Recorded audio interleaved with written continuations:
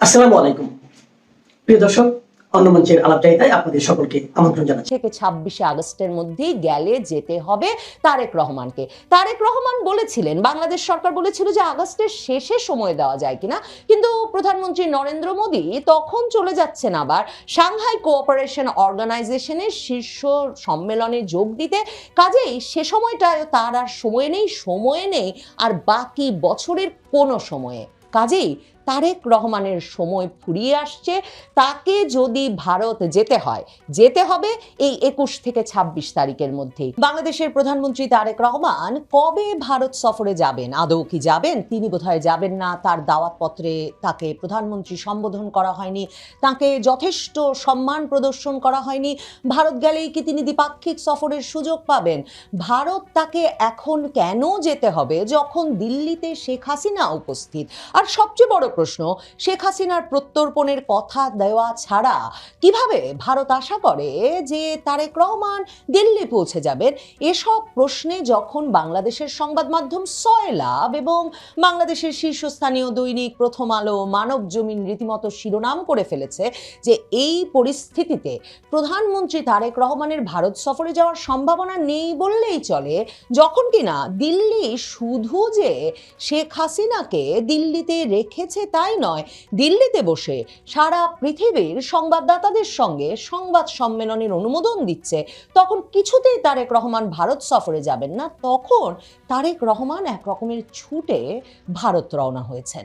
ছুটে যাচ্ছেন বাংলাদেশের প্রধানমন্ত্রী তারেক রহমান দিল্লিতে, এই শব্দটা ব্যবহার করতেই হচ্ছে, কারণ এখন তাকে ভারত সফরে যেতে হবে 21শে আগস্ট বা 24শে আগস্ট, মানে 21 থেকে 26শে আগস্টের মধ্যে দুদিনের সফরটা তাকে সেরে ফেলতে হবে।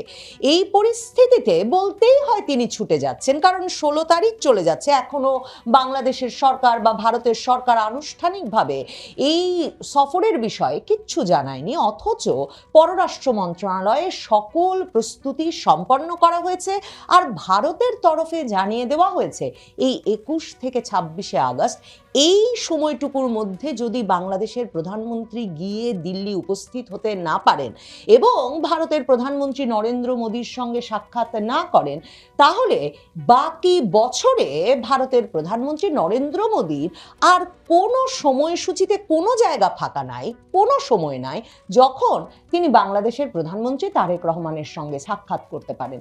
ছুটে যাওয়াটা স্পষ্ট হয়ে ওঠে তারেক রহমানের যখন কিনা 16 তারিখ পার হয়ে যাচ্ছে, এখন পর্যন্ত নিশ্চিত করা হয়নি বটে, কিন্তু 21 থেকে 26-এর মধ্যে শেষ পর্যন্ত বাংলাদেশের প্রধানমন্ত্রীকে ডিজেল চাইতে, গ্যাস সমস্যার সমাধানে জ্বালানি সহযোগিতা চাইতে, গার্মেন্টসের কাঁচামাল আসার পথ পরিষ্কার করতে, এমন আরো নানাবিধ মানে ট্রান্সশিপমেন্ট আবার চালু করতে, যাতে গার্মেন্টসের পণ্য স্থলবন্দর পার হয়ে ভারতে গিয়ে ভারত থেকে বিমানে করে ইউরোপ সহ বিভিন্ন জায়গায় পৌঁছে যেতে পারে, এরকম নানাবিধ বিষয় নিশ্চিত করতে বাংলাদেশের প্রধানমন্ত্রীকে ভারত সফরে যেতেই হচ্ছে। এবং এই যে এত অল্প সময়ের মধ্যে হঠাৎ করে এই ঘোষণাটা শেষ পর্যন্ত আনুষ্ঠানিকভাবে বাংলাদেশ সরকার দেবে, তাতে নিশ্চিতভাবেই প্রশ্ন ওঠে যে বাংলাদেশের প্রধানমন্ত্রীর কি তাহলে ওই সময়টাতে আর কোনো গুরুত্বপূর্ণ কাজ ছিল না, নাকি ভারত যাওয়া, দিল্লি যাওয়া এতটাই গুরুত্বপূর্ণ যে তাকে সব কাজ পাশে সরিয়ে সাত তাড়াতাড়ি দৌড়ে 21 থেকে 26শে আগস্টের মধ্যে এত অল্প সময়ের ব্যবধানে সিদ্ধান্ত নিয়ে দিল্লি পৌঁছে যেতে হচ্ছে? নাকি এই পুরোটাই একটা নাটক ছিল?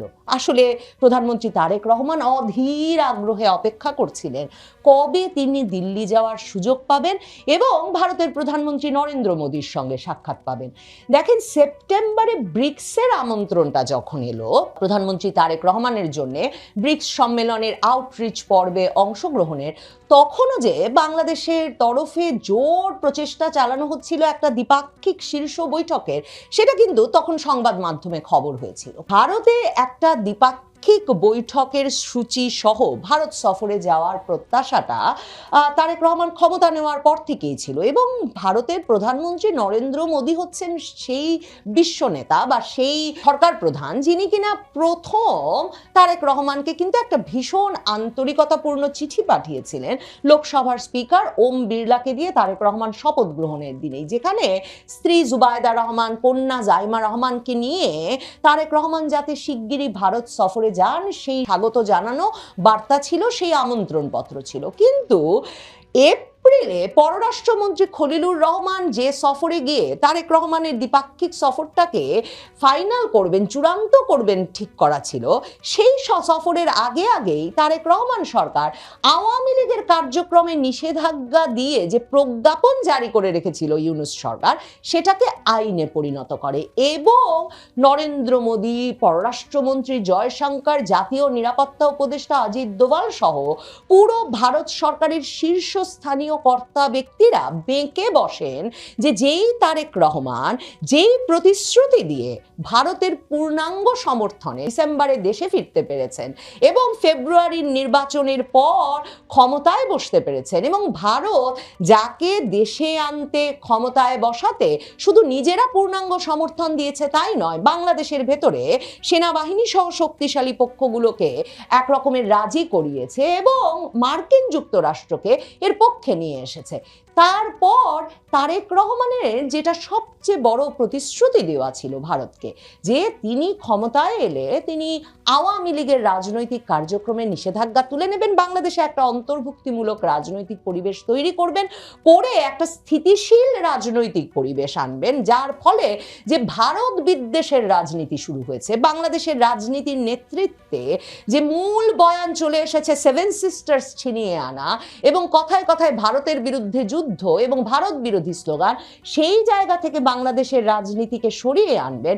সেই জায়গায় না গিয়ে তারেক রহমান যখন নিষেধাজ্ঞাকে আইনে পরিণত করলেন সরকার গঠনের পরপরই, তখন ভারত সরকার বেঁকে বসলো এবং খলিলুর রহমান কিন্তু প্রধানমন্ত্রী তারেক রহমানের জন্য কোনো দ্বিপাক্ষিক সফরের আনুষ্ঠানিক আমন্ত্রণ পত্র নিয়ে আসতে পারলেন না।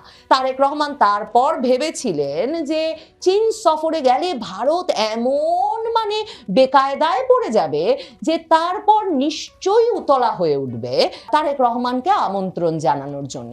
কিন্তু ভারত এরপর একটা আমন্ত্রণ পাঠায় বটে, কিন্তু সেটা বিমস্টেক সভাপতি তারেক রহমানকে পাঠায়, বাংলাদেশের প্রধানমন্ত্রীকে নয়। যখন তারেক রহমান দীনেশ ত্রিবেদীকে সাক্ষাৎ দেন এবং সেই একই দিনে ভারতের গোয়েন্দা প্রধান চিফ পারাগ জৈন আরো 3 কর্মকর্তাকে নিয়ে ঢাকায় চলে আসেন, এসে প্রধানমন্ত্রী সহ শীর্ষ কর্মকর্তাদের সঙ্গে বৈঠক করেন, এরপর সব পাল্টে যেতে থাকে। দীনেশ ত্রিবেদী সরাসরি প্রধানমন্ত্রী তারেক রহমানের সঙ্গে বৈঠক শেষে বেরিয়ে বলেন, প্রধানমন্ত্রী মোদী আর প্রধানমন্ত্রী তারেক রহমান একসঙ্গে বসলে সমাধান হবে না, এমন কিছুই থাকতে পারে না। চিফ ঘুরে যাওয়ার পরদিনই দেখা যায় যে একদিকে দীনেশ ত্রিবেদী দিল্লি গিয়ে নরেন্দ্র মোদীর সঙ্গে সাক্ষাৎ করছেন, আর বাংলাদেশে তথ্য উপদেষ্টা প্রধানমন্ত্রী তারেক রহমানের খাস লোক সংবাদ মাধ্যমের সামনে এসে বলেন তারেক রহমান শিগগিরই ভারত সফরে যাওয়ার জন্য অপেক্ষা করছেন, শেখ হাসিনা বাংলাদেশে ফিরে এলে তাকে পূর্ণ নিরাপত্তায় নিয়ে আসা হবে, পূর্ণ নিরাপত্তা দেওয়া হবে এবং তিনি ন্যায় বিচার পাবেন। আর ওইদিকে সরকারকে দেখা যায় যেই দাবিটাও ভারত সরকারের তরফে দীর্ঘ সময় ধরে তারেক রহমানের কাছে ছিল, নির্বাচনের আগের থেকেই ছিল, তার কাছ থেকে প্রতিশ্রুতি নেওয়া ছিল বাংলাদেশে জঙ্গি বিরোধী অভিযান পরিচালনা, কারণ বাংলাদেশ জুড়ে ভারতের গোয়েন্দা সংস্থার তথ্য পাকিস্তানের গোয়েন্দা সংস্থার মদতে জঙ্গিবাদের এক ব্যাপক বিকাশ ঘটেছে। বাংলাদেশের সরকার ওদিকে সারা দেশে নানা রকম জঙ্গি বিরোধী অভিযানও পরিচালনা শুরু করে, আর জাতিসংঘ বলে বসে বাংলাদেশে আল কায়দা ঘাঁটি গাড়া শুরু করেছে। এই সব মিলিয়ে তারেক রহমানের দিল্লি ছুটে যাওয়া ছাড়া আর কোনো উপায় থাকে না। তবে শেষ পর্যন্ত তিনি একটা তারিখ পান বটে দীনেশ ত্রিবেদীর মধ্যস্থতায়। তিনি দিল্লি গিয়ে যখন নরেন্দ্র মোদীর সঙ্গে কথা বলেন, তখন প্রধানমন্ত্রী নরেন্দ্র মোদী এই তারিখটা বের করে দেন 21 থেকে 26 আগস্টের মধ্যেই গেলে যেতে হবে তারেক রহমানকে। তারেক রহমান বলেছিলেন, বাংলাদেশ সরকার বলেছিল যে আগস্টের শেষে সময় দেওয়া যায় কিনা, কিন্তু প্রধানমন্ত্রী নরেন্দ্র মোদী তখন চলে যাচ্ছেন আবার সাংহাই কোঅপারেশন অর্গানাইজেশনের শীর্ষ সম্মেলনে যোগ দিতে। কাজেই সে সময়টায় তার আর সময় নেই আর বাকি বছরের কোনো সময়ে। কাজেই তারেক রহমানের সময় ফুরিয়ে আসছে। তাকে যদি ভারত যেতে হবে এই 21 থেকে 26 তারিখের মধ্যেই। আর তাই যখন বাংলাদেশের পত্রিকা লিখছে যে প্রত্যর্পণ ইস্যুতে একটা সিদ্ধান্ত না হলে তারেক রহমান ভারত যাবেন না, বাংলাদেশের পত্রিকা যখন লিখছে যে 11 বছর ধরে যে তিস্তার সমস্যার সমাধান হয়নি, সেই সমস্যার সমাধান না হলে তারেক রহমানের কি ভারত সফর যাওয়া উচিত হবে না হবে না, কিংবা বাংলাদেশের পত্রপত্রিকা যখন এমন গল্প তৈরি করার চেষ্টা করছে যে ভারত নাকি অভাবনীয় এক উপহার দেবে তারেক রহমান যদি ভারত যান, সেটা নিশ্চিত হলে এই প্রতিশ্রুতি দিয়ে তারেক রহমানকে নিয়ে যেতে চাইছে, কিংবা তারা যেমন বলছিল যে আবার বিশেষ দূত পাঠিয়ে একটা আমন্ত্রণ পত্র পাঠাবে, নতুন করে আমন্ত্রণ পাঠাবে, আসলে এর কিছুই ঘটছে না। গতকালকেও 15ই আগস্টের দিনেও শেখ হাসিনা, ওবায়দুল কাদের, মৃত্যুদণ্ডপ্রাপ্ত আসাদুজ্জামান খান কামাল, ফজলুল করিম সেলিম, জাহাঙ্গীর কবির নানক সহ আওয়ামী লীগের সকল শীর্ষ নেতৃবৃন্দকে নিয়ে 15ই আগস্টের অনুষ্ঠান পরিচালনা করেছেন, সভাপতিত্ব করেছেন, সেটা আবার ফেসবুকে লাইভও হয়েছে নিয়মিতভাবেই যেমনটা হয়।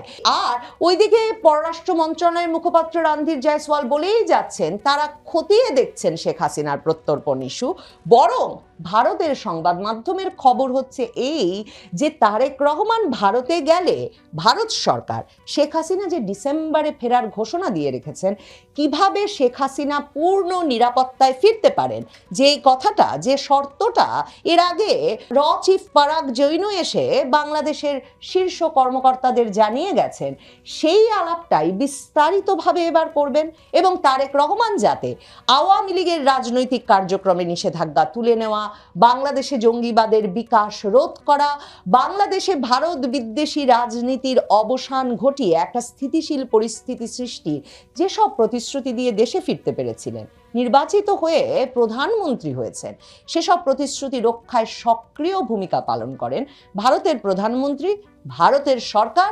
এ দফায় তাকে সেটাই মনে করিয়ে দেবেন এবং ভারত সফর শেষে ফিরে একটা একটা করে প্রতিশ্রুতি রক্ষা শুরু করতে হবে প্রধানমন্ত্রী তারেক রহমানকে। তার বিনিময়ে তিনি এই ভয়াবহ জ্বালানি সংকটের সময়ে বাংলাদেশে যখন একটার পর একটা শিল্প কারখানা বন্ধ হয়ে যাচ্ছে, কৃষকের সার নাই, ডিজেল নাই, এরকম একটা সময়ে তিনি ভারত থেকে নিরবচ্ছিন্নভাবে ডিজেল পাবেন, নেপাল থেকে ভারতের ভূমি ব্যবহার করে বিদ্যুৎ আনবেন এবং বাংলাদেশের গার্মেন্টসে কাঁচামাল আসার পথ প্রশস্ত হবে।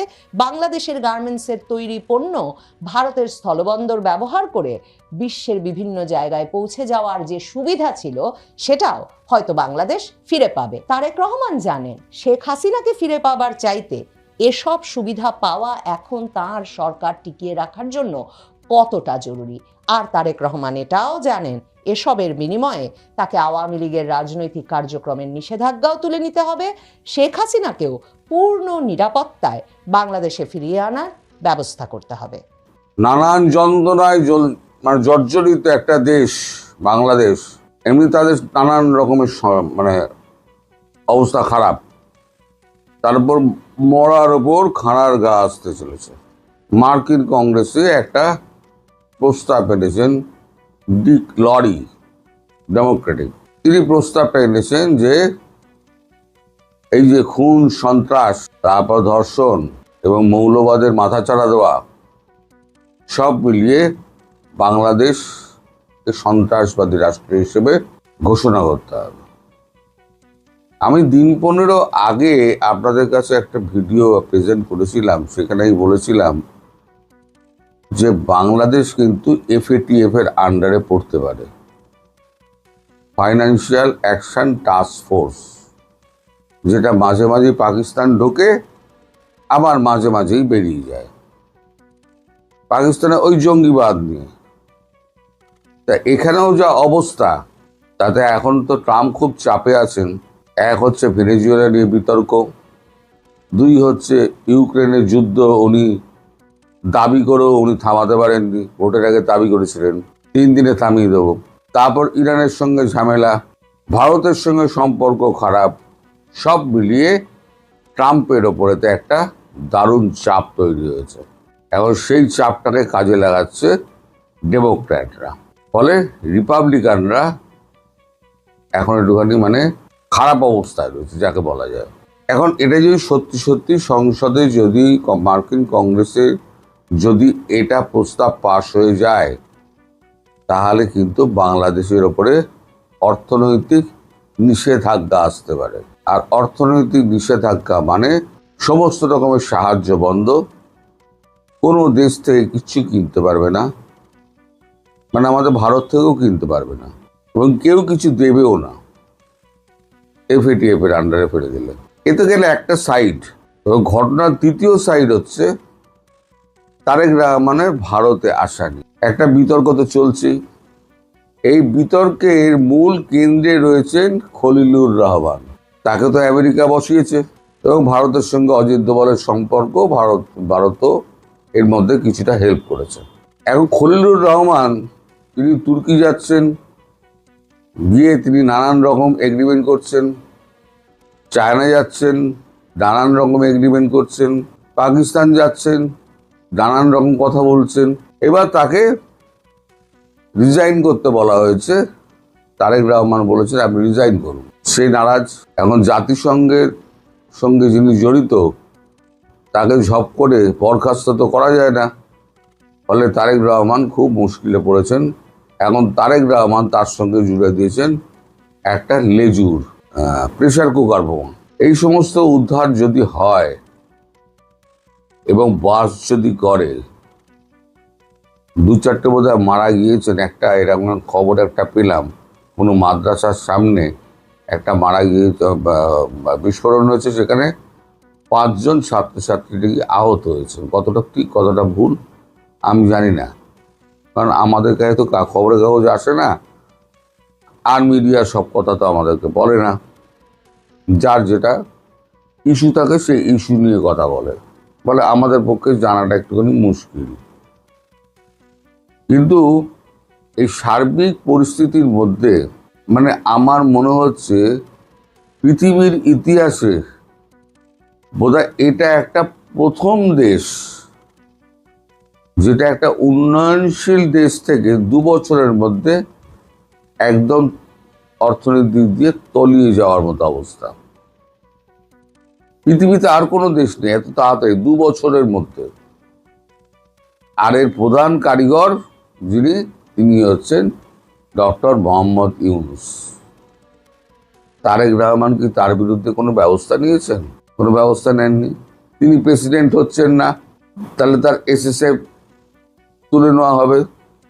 এখন যে একটা মামলা হয়, এর আগে মামলা হয়েছিল, অ্যাকসেপ্ট করা হয়নি।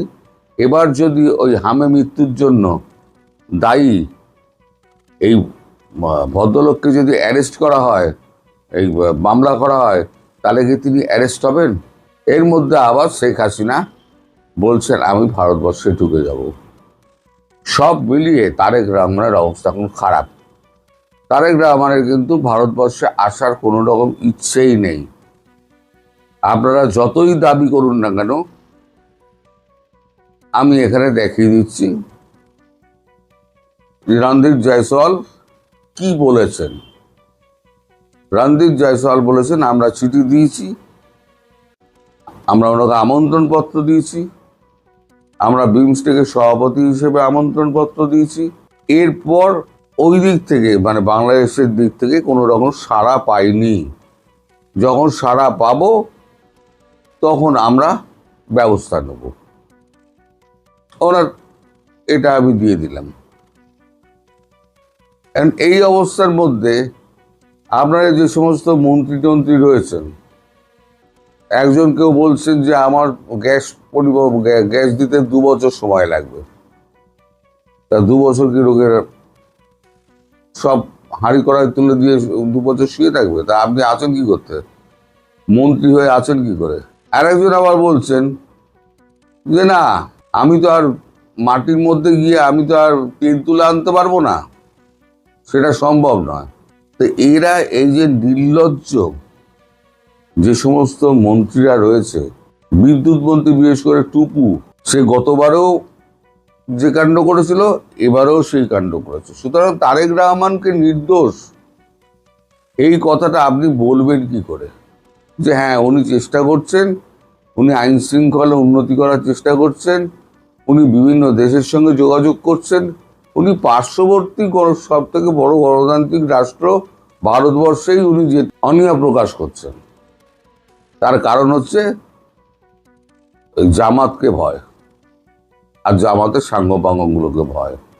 তা অতই যদি ভয় হয় তাহলে মুচলেখা দিয়ে আপনি ভারত এবং মার্কিন যুক্তরাষ্ট্রের কাছে মুচলেখা দিয়ে আপনি এলেন কেন? একবার মুচলেখা দিয়ে তো আপনি বিদেশ গেলেন, 17 বছরে বুঝতে বিদেশ থাকলেন, আবার একটা মুচলেখা দিয়ে আপনি প্রধানমন্ত্রী হয়ে এসে আপনাকে তো মুচলেখা স্পেশালিস্ট বলতে হবে। সব জায়গায় আপনি মুচলেখা দিচ্ছেন। তো সব নিয়ে বাংলাদেশ কিন্তু একটা ঘোটালার মধ্যে পড়ে গেছে। এই বাংলাদেশ কিন্তু আগামী দিনে খুব দুর্যোগের মধ্যে দিয়ে যাবে, যেটা আমি আগেও বলেছিলাম, দিন 15 আগে FATF পড়তে পারে, সেটা কিন্তু হতে যাচ্ছে। মার্কিন কংগ্রেস যদি ওই ডেমোক্র্যাট সাংসদের এটা নিয়ে প্রস্তাব নিয়ে আলোচনা করে এবং ট্রাম্পকে প্রেশার দেয়, অথবা মার্কিন কংগ্রেস নিজেই, কারণ রিপাবলিকানরা অনেকেই ট্রাম্পের বিরুদ্ধে চলে গিয়েছে, তাহলে এখন ট্রাম্পের বিরুদ্ধে যারা গিয়েছে তারাও যদি ভোট দিয়ে দেয় তাহলে পরে ট্রাম্পের কিছু করার থাকবে না। ট্রাম্পকে ওই উপেক্ষা করে মার্কিন কংগ্রেসই স্যাংশন চাপিয়ে দেবে, আর স্যাংশন চাপিয়ে দিলে আপনারা কোথাও দিয়ে কিছু পাবেন না। আপনার দুর্ভাগ্যের জন্য আপনারাই দায়ী, আপনার নেতারাই দায়ী। মানে আপনারা বলতে কি, আমি সাধারণ মানুষকে বলছি না, আমি বলছি যারা এই সমস্ত উৎপাতকারী আর মন্ত্রী পরিষদ যারা, তাদের কথা বলছি। সাধারণত মানুষ তো খেটে খাওয়া মানুষ, তারা চায় দুবেলা শান্তিতে থাকতে, খাবারটা জুটুক, আমার কাজটা জুটুক। এখন খাবারও নেই, কাজও নেই, সব মিলিয়ে পরিস্থিতি অত্যন্ত খারাপ। আসসালামু আলাইকুম রহমতুল্লাহি ওয়া বারাকাতুহু। সম্মানিত দর্শক, বিএনপি সরকারের মধুচন্দ্রিমা বা হানিমুন পিরিয়ড এটি শেষ হয়ে গেছে, অর্থাৎ 6 মাস চলে গেছে। এই সময়ের মধ্যে বিএনপি সরকারের সফলতা আপনি কতটুকু দেখলেন, কিংবা সরকার নিজেদেরকে কতটুকু সফল বা ব্যর্থ মনে করল? অবস্থা দৃষ্টে মনে হচ্ছে যে সরকারের যে অহমিকা, সরকারের আত্মতুষ্টি এবং নিজেদের সফলতার ব্যাপারে তাদের যে উন্নাসিকতা, এটি অতীতের যে কোনো সময়ের যে কোনো সরকারের চাইতে অনেক অনেক বেশি। সরকার ঠিক বুঝতে পারছে না what is going on, Bangladesh আসলে কি হচ্ছে। সরকার অনুধাবন করতে পারছে না what should be going on, তাদের আসলে কি করা উচিত। অতীতের সরকারগুলো যেভাবে নিজেদের গুণকীর্তন করত এবং নিজেরা দায় না নিয়ে সকল দায় অতীতের সরকারের উপর চাপাতো, বিরোধী দলের উপর চাপাতো, এবং এই দেশে লুকিয়ে থাকে বিভিন্ন রকম সিন্ডিকেট যারা রয়েছে তাদের উপর চাপাতো,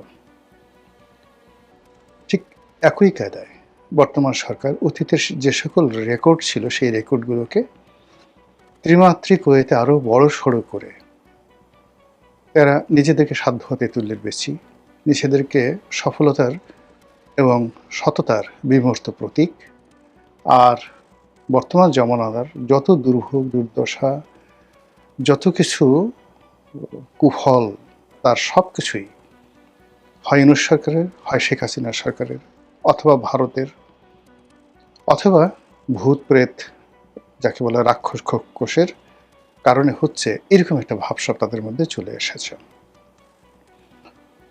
এর কারণটা কি, এই বিষয়গুলো নিয়ে সংক্ষেপে আলোচনা করার চেষ্টা করব। প্রথমত আমার মতামত বলে নিই। আমার দৃষ্টিতে এই সরকারের ন্যূনতম সফলতা উল্লেখ করার মতো সফলতা নেই। এটা হলো নির্মম বাস্তবতা। এমনকি শেখ হাসিনা সরকার তো দূরের কথা, ডক্টর মোহাম্মদ ইউনূস সরকারের যে ধারাবাহিকতা ছিল, ডক্টর মোহাম্মদ ইউনূস সরকারের অসংখ্য মন্দ কাজের মধ্যে যে সকল ভালো কর্ম ছিল, সেই কর্মগুলো কিন্তু এখন দেখা যাচ্ছে না। শেখ হাসিনার জামানতে মানুষের একটা বিশ্বাস ছিল, ইউনূসের জামানতে মানুষের একটা বিশ্বাস ছিল, কিন্তু বর্তমান জামানাতে গত 6 মাসে কোনো মানুষের মধ্যে বিশ্বাস এবং আস্থা এই দুটো বিষয় লক্ষ্য করা যাচ্ছে না। সরকার প্রথম দিন থেকে তারা যে কাজকর্মগুলো করছে সব কিছুই magical. Family card, diesel card, fuel card, বিধবা কার্ড, মানে অসংখ্য প্রায় 30-35টি বিভিন্ন প্রকৃতির কার্ড দিয়ে সারা বাংলাদেশ ভরিয়ে ফেলা হবে, এই ধরনের একটি জাদুকরী পরিকল্পনা আমাদের সামনে তুলে ধরা হলো। দ্বিতীয় যে বিষয়টি সেটা হলো খাল কাটতে হবে, গাছ লাগাতে হবে। এখন এই যুগে কোদাল দিয়ে খাল কাটতে হবে, গাছ লাগাতে হবে, এবং এজন্য কত টাকা খরচ হয়েছে তার কোনো ইয়াত্তা নেই। কিন্তু বিনিময়ে কয়টি খাল দিয়ে কি পরিমাণ মাছ আসছে, কি পরিমাণ কুমির এসছে, কি পরিমাণ পানি আসছে তার কোনো পরিসংখ্যান নেই, কিন্তু যা হবার তা হয়ে গেছে। অর্থনীতির চরম সংকট, সবচেয়ে বেশি সংকট নগদ অর্থের। স্থানীয় বিনিয়োগ নেই বললেই চলে।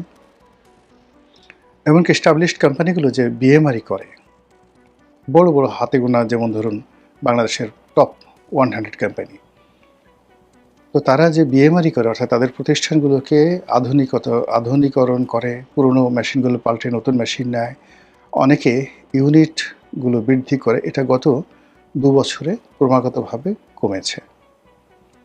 অধিকাংশ সাম্প্রতিক যে গ্যাস সংকট, সেই গ্যাস সংকটের কারণে অনেকগুলো বড় বড় শিল্প প্রতিষ্ঠান তাদের উৎপাদন ব্যাহত হচ্ছে, অনেকে বন্ধ করে রেখেছে। ফলে নিত্য ব্যবহার্য জিনিসপত্র, কনজিউমার প্রোডাক্ট থেকে শুরু করে অন্যান্য যে সকল প্রোডাক্ট, এগুলোর সংকট বাজারে দেখা দিয়েছে। ঠিক সেই অবস্থাতে সরকার কতগুলো পরিবর্তন আনতে চাচ্ছে। 1 নম্বরে হলো যে মন্ত্রী পরিষদে বেশ কিছু রদবদল হওয়ার কথা শোনা যাচ্ছে। এর মধ্যে এলজিআরডি মিনিস্টার রূপে স্বরাষ্ট্রমন্ত্রী সালাউদ্দিন সাহেবের নিয়োগ শোনা যাচ্ছে চূড়ান্ত, আর স্বরাষ্ট্রমন্ত্রী পদে যে পানি সম্পদ মন্ত্রী আছেন শহীদুদ্দিন চৌধুরী আনি, তাকে নিয়োগ দেওয়া হচ্ছে। বেশ কিছু মন্ত্রণালয় হয়তো রিশাফেল করা হবে। গুঞ্জন উঠেছে মন্ত্রী পরিষদকে আরও বড় করা হবে, এবং যে সকল রাজনৈতিক সহযোদ্ধা বিভিন্ন সময় বিএনপিকে সাহায্য করেছে, সহযোগিতা করেছে, তাদেরকে হয়তো মন্ত্রী পরিষদে ইনক্লুড করা হবে। যেভাবে নুরু, জুনায়েদ সাকি, ববি হাজ্জাজ, তাদেরকে ইনক্লুড করা হয়েছে, রাশেদকে ইনক্লুড করা হয়েছে, একইভাবে মাহমুদুর রহমান মান্না, তারপর মাহমুদুর রহমান মান্নার পরে সাইফুল হক, সেই বিপ্লবী ওয়ার্কার্স পার্টি, যে ওয়ার্কার্স পার্টি রাশেদ খান মেননের দল থেকে বের হয়ে এসে বিএনপির সাপোর্টে বিপ্লবী ওয়ার্কার্স পার্টি তৈরি করেছিল, সেই ভদ্রলোককে নমিনেশন দেওয়া হয়েছিল, পাশ করেননি তিনি। এখন তাকে যে কোনো মূল্যে সেই মন্ত্রী পরিষদে নেওয়ার কথা চিন্তাভাবনা করা হচ্ছে। তো রাশেদ খান মেননের যে কন্টেম্পোরারি সাইফুল হক এবং মাহমুদুর রহমান মান্না, নাগরিক অধিকার, তো তাকে তো মোরাল্লেস আমরা সবাই চিনি।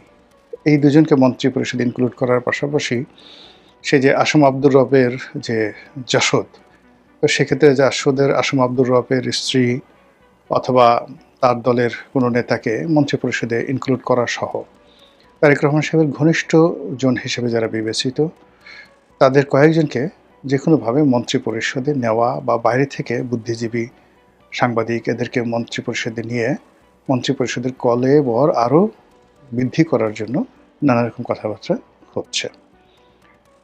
এতে করে সরকারি ব্যয় বাড়বে, কিন্তু কাজের যে গতি, সেই কাজের গতি বাড়ার কোনো সম্ভাবনা নেই। এর কারণ হলো যে যাদেরকে নেওয়া হচ্ছে তারা একটা সরকারি গাড়ি পাবেন, মন্ত্রীদের একটা বাড়ি পাবেন, মাসে কিছু ভাতা পাবেন, কিন্তু কোনো একটা মন্ত্রণালয় পরিচালনা করে তারা সফলতা দেখাবেন, তার ন্যূনতম নজির এই মন্ত্রিপরিষদের একজনের পরিবারে নেই, একজনের ব্যক্তিগত জীবনে নেই, একজনের পারিবারিক জীবনে নেই কিংবা প্রাতিষ্ঠানিক জীবনে নেই। যে মানুষ নিজে সফল নন, যেমন ধরুন মন্ত্রী হিসেবে সাইফুর রহমান সাহেব খুব ভালো করেছিলেন। এর কারণ হলো তিনি অন্যতম একজন শ্রেষ্ঠ চার্টার্ড অ্যাকাউন্ট্যান্ট ছিলেন এবং তার কর্মজীবন ছিল সফল। আমি জাস্ট সাইফুর রহমান সাহেবের উদাহরণ দিলাম। এইভাবে অতীতে যারাই খুব ভালো মন্ত্রী ছিলেন, ভীষণ রকম ভালো মন্ত্রী ছিলেন, যেমন এম কে আনোয়ার সাহেব খুব ভালো মন্ত্রী ছিলেন। তারপর জাতীয় পার্টির কাজী ফিরোজ রশিদ সাহেব খুব ভালো মন্ত্রী ছিলেন। আনিসুল ইসলাম মাহমুদ ভালো মন্ত্রী ছিলেন। মোর্শেদ খান সাহেব ভালো মন্ত্রী ছিলেন। এরকম অনেক, রিয়াজ রহমান সাহেব ভালো মন্ত্রী ছিলেন। শমশের মবিন চৌধুরী ভালো রাষ্ট্রদূত ছিলেন। তো তারা সবাই ব্যক্তিগত জীবনে, ছাত্র জীবনে, কর্মজীবনে, সামাজিক জীবনে অসাধারণ সফল ছিলেন। এখন এই বর্তমান মন্ত্রিসভায় আপনি কয়জনকে জানেন, কয়জনকে চিনেন যাদের ব্যক্তিগত জীবনের সাহসিকতা, সফলতা, সার্থকতা, সুনাম, সুখ্যাতি এই বিষয়গুলো এতটা রিমার্কেবল যে এই মানুষগুলো রাষ্ট্রীয় পদপদবিতে বসে একটি রাষ্ট্রের একটি মন্ত্রণালয়কে সুন্দরভাবে চালাতে পারবেন, তার একটা ট্র্যাক রেকর্ড আপনি দেখান। যাকে মানুষের কাছে হাত পেতে টাকা নিতে হয়েছে, যাকে নিজের ঘর ছেড়ে অন্যের ঘরে দিনের পর দিন পালিয়ে থাকতে হয়েছে, যাকে নানা রকম মানবিক দুর্বলতা, চারিত্রিক দুর্বলতা, ভ্রষ্টতা, নিকৃষ্টতা, দুর্নীতি, অনিয়ম, অনাচার, অবিচার, ব্যভিচার, প্রায় সব কিছু তার মানবিক যে গুণাবলী, সমস্ত গুণাবলীকে ছাপিয়ে গেছে। প্রত্যেকটা মানুষের মধ্যে মানবিক দুর্বলতা রয়েছে। আপনি 10টা মিথ্যা কথা বলেন কিন্তু 90টা সত্য কথা বলেন। আপনি 10টা মন্দ কাজ করেন কিন্তু 100টা আপনি ভালো কাজ করেন। আপনি 10টা ব্যর্থ হয়েছেন কিন্তু আপনি 20টি সফল হয়েছেন। সেই দিক থেকে আপনি অতীতে যে সকল সরকার ছিলেন, সে সকল সরকারে যারা সফল মন্ত্রী ছিলেন, সে সকল সফল মন্ত্রীদের একটা আউটস্ট্যান্ডিং সাকসেস রেকর্ড ছিল, ইনক্লুডিং যারা প্রধানমন্ত্রী হয়েছিলেন তাদেরও, ইনক্লুডিং যারা রাষ্ট্রপতি হয়েছিলেন তাদের সকলেরই সাকসেস রেট ভালো ছিল। কিন্তু যারা ব্যর্থ হয়েছেন দেখবেন যে তারা সবাই একই রোগে আক্রান্ত ছিলেন। সেটা বঙ্গবন্ধুর ব্যর্থ লোকজন, মোশতাকের ব্যর্থ লোকজন, এরশাদের ব্যর্থ লোকজন, সব ব্যর্থতারই, মানে যারা অঙ্কের ফলাফল সঠিক করে তাদের উত্তর এক হয়। ফলে পৃথিবীর সকল সফল মানুষ, সার্থক মানুষ, বুদ্ধিমান মানুষ, জ্ঞানী মানুষ, অনুকরণীয় মানুষ অলমোস্ট সেম। যেভাবে বিল ক্লিন্টন সফল হয়েছেন, একেবারে হুবহু একইভাবে মাহাথির মোহাম্মদ সফল হয়েছেন। যেভাবে মাহাথির মোহাম্মদ সফল হয়েছেন ওভাবেই দেং জিয়াওপিং সফল হয়েছেন। দেং জিয়াওপিং যেভাবে সফল হয়েছেন একইভাবে সিঙ্গাপুরের লি কুয়ান সফল হয়েছেন। লি কুয়ান যেভাবে সফল হয়েছেন একইভাবে গামাল আবদেল নাসের সফল হয়েছেন। আর যদি আপনি ব্যর্থতার কথা ধরেন তাহলে পৃথিবীর হাজার হাজার ব্যর্থ মানুষ, অত্যাচারী মানুষ, পরাজিত মানুষ, উচ্ছেদকৃত মানুষ, নিন্দিত মানুষ সবগুলো সেম ক্যারেক্টারিস্টিক্স, সেম পরিণতি, সেম কর্ম, সেম লেখাপড়া, সেম জিনিস। তার প্রেক্ষিতে আপনি এখন বর্তমান জমানাতে যারা মন্ত্রী আছেন, যারা এমপি হয়েছেন, তাদের মধ্যে এই রাষ্ট্রে পরিবর্তন করার জন্য, এই রাষ্ট্রকে সুপথে পরিচালনা করার জন্য আপনি কয়জনকে দেখতে পাচ্ছেন? যে লোক নিজেই সকাল বিকাল অন্ধকারের মধ্যে পড়ে যায়, যেই লোক নিজের প্রতি যার ন্যূনতম সংযম বোধ নেই, যেই লোক তার নিজের যে পঞ্চ ইন্দ্রিয়, সেই পঞ্চ ইন্দ্রিয়র ওপর যার ন্যূনতম নিয়ন্ত্রণ নেই, সে মানুষ মন্ত্রণালয়ের একটি বড় চেয়ারে বসলে চুরি করবে, চামারি করবে, গুন্ডামি করবে, বদমাইশি করবে, রাষ্ট্রীয় অর্থ লোপাট করবে, জনগণের আমানত খেয়ানত করবে, এটাই স্বাভাবিক। এর বাইরে আর কোনো কিছু হবে না। যে ঘটনা মগধের রাজা বিম্বিসার কিংবা বিম্বিসারের পুত্র সেই অজাত শত্রুর ক্ষেত্রে ঘটেছে,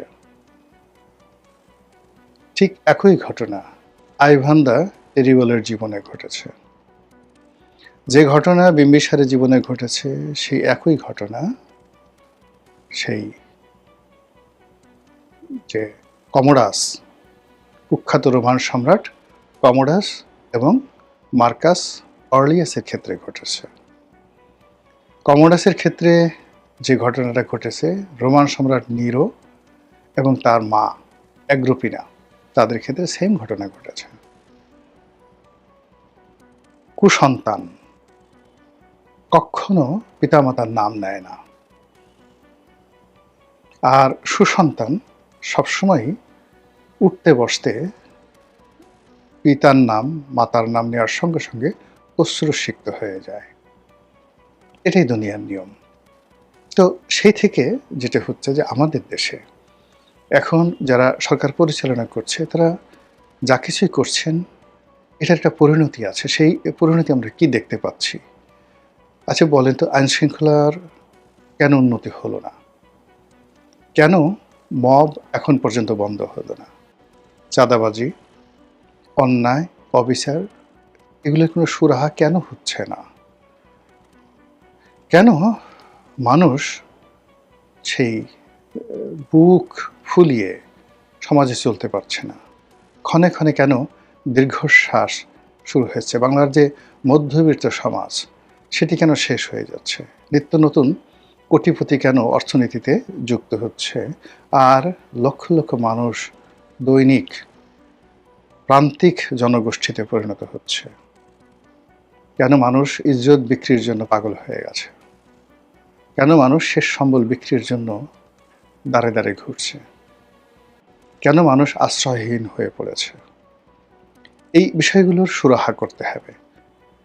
ক্ষমতাকে কেন্দ্র করে তালি দেওয়া, ক্ষমতাকে কেন্দ্র করে সেই সুমিষ্ট ভাষণ এবং ক্ষমতার কেন্দ্রে বসে সেই হাজার বছর ধরে ক্ষমতাধর ব্যক্তিরা যে সকল কথাবার্তা শুনে আসছেন, সেই কথা শোনার যে অভিপ্রায়, এটির মধ্যে কোনো রকম সততা নেই, কোনো রকম সফলতা নেই, সার্থকতা নেই।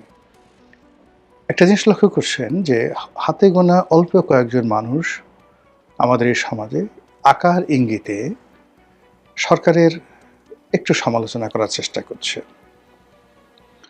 আর আকার ইঙ্গিতে হয়তো সরকারের যারা প্রতিপক্ষ তাদেরকে প্রশংসা করার চেষ্টা করছে।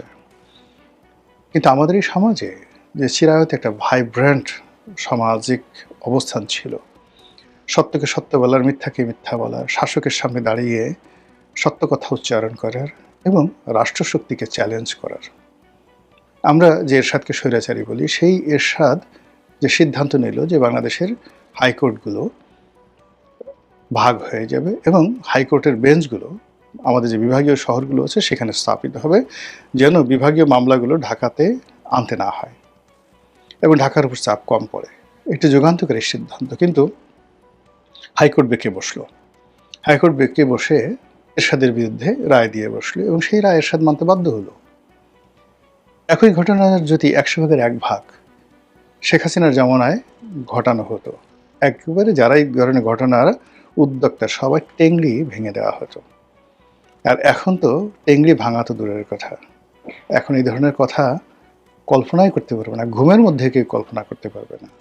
চারিদিকে শুধুমাত্র ভয়ের যে রাজত্ব, সেই ভয়ের রাজত্বের মধ্যে বিএনপির কে মহাসচিব হলেন, কে প্রেসিডিয়াম মেম্বার হলেন, কে স্বরাষ্ট্রমন্ত্রী হলেন, কে এলজিআরডি মন্ত্রী হলেন, কয়জন মন্ত্রী হলেন, কয়জন বাদ গেলেন, এ সকল বিষয় নিয়ে যদি জনগণের আগ্রহ না থাকে, উৎসাহ না থাকে, উদ্দীপনা না থাকে, অংশগ্রহণ না থাকে, তাহলে ধরে নিতে হবে সরকার একটা প্যারালাইজড সরকারে পরিণত হয়েছে। সরকারের সঙ্গে জনগণের একটি আত্মিক সম্পর্ক থাকবে।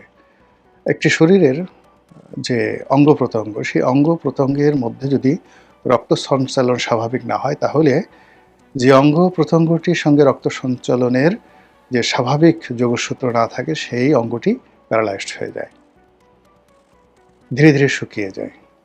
সরকারের সাথেও জনগণের, সংবাদপত্রের, তারপর দেশি বিদেশি বিভিন্ন সাহায্যকারী বন্ধুর সকলের একটা সম্পর্ক থাকতে হবে এবং সেই সম্পর্কগুলো টনটন করে বাজবে। সবসময় সরকারের কথা শুনবে না, বিদ্রোহ করবে, বিপ্লব করবে, গালাগালি করবে, শুয়োর গলবে, চিৎকার করবে, সরকারের সাথে বসবে, সরকার পাগল হয়ে যাবে জনগণকে খুশি করার জন্য, রাজি করার জন্য। কিন্তু গত 6 মাসে একটা সিঙ্গেল নো এক্সপেকটেশন, যখন মানুষ আপনার কাছে কোনো কিছু আশা করবে না, চিৎকার করবে না, আপনার ব্যাপারে কোনো কিছু বলবে না, আপনাকে সবাই খরচের খাতায় ফেলে দিয়েছে, এটি হলো স্বাভাবিক। একদম আপনার কাছে না, এর কাছে দিতে পারবে না, এর কাছে চাওয়াটা ঠিক হবে না, দেবে না, এর সাথে আমার কোনো সম্পর্ক নেই, তখনই মানুষ বিমুখ হয়ে যায়, মানুষ মুখ ফিরিয়ে নেয়।